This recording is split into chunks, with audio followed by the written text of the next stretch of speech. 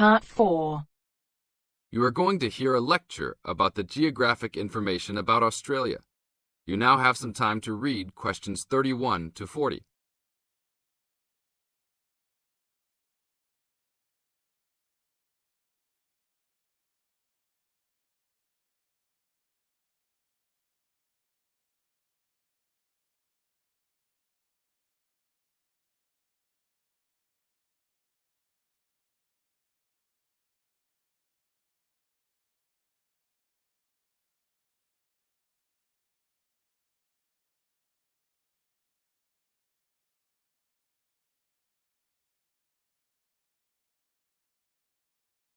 Now listen to the lecture and answer questions 31 to 40 by choosing the best answers from the choices.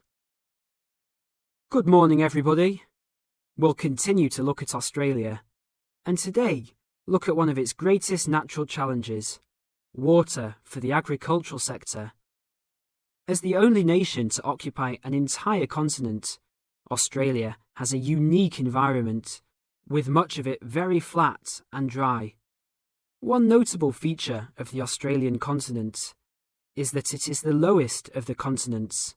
The average elevation is less than 300 metres, compared with the world's mean of 700 metres, and its highest mountain is only 2,228 metres, so it is overall a very flat country.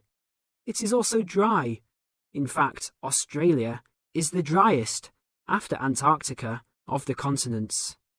Yet Australia has extremes of climate and topography. There are rainforests and vast plains in the north, snowfields in the southeast, deserts in the centre, and fertile croplands in the east, south, and southwest. And Australia contains some of the wettest areas on Earth. In western Tasmania and on the northern Queensland coast, but half of the continent has an annual rainfall of less than 300 millimetres each year, and only 20% has more than 600 millimetres each year. A major problem is that the limited water resources do not match up with where water is consumed. The major water resources are in northern Australia and Tasmania, whereas most of the agriculture and people are in southeastern mainland Australia.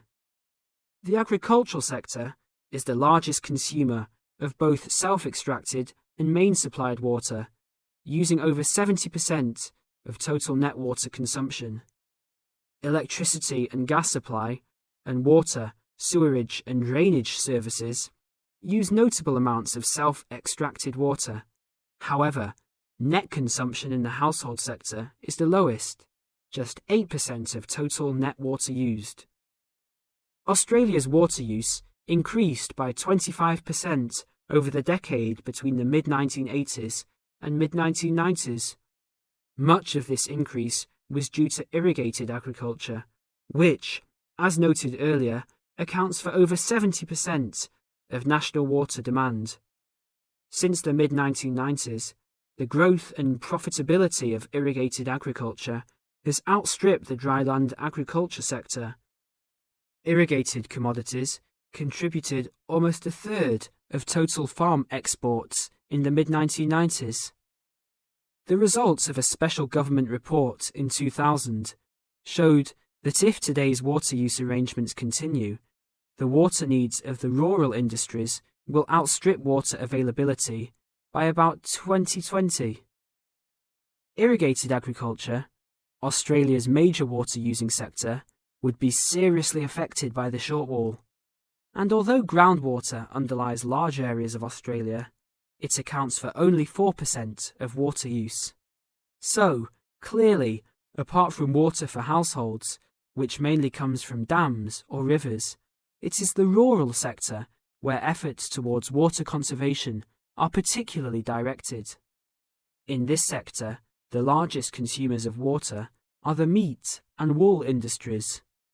One of the major problems in considering sustainable agriculture is the large amounts of irrigated water used to produce these products. Some of the crops, such as wheat, maize, and soybeans, also use a lot of water. Furthermore, many crops are grown in dry areas, where up to half the available water evaporates from the soil surface or seeps down too low into the ground for the plant roots to reach it. Well, that's all we have time for this morning. You will be able to do further study on this topic in the library, and I have a handout here with references for those who want to come out to the front to collect it. Next week, we'll look at outback farming and... That is the end of Part 4.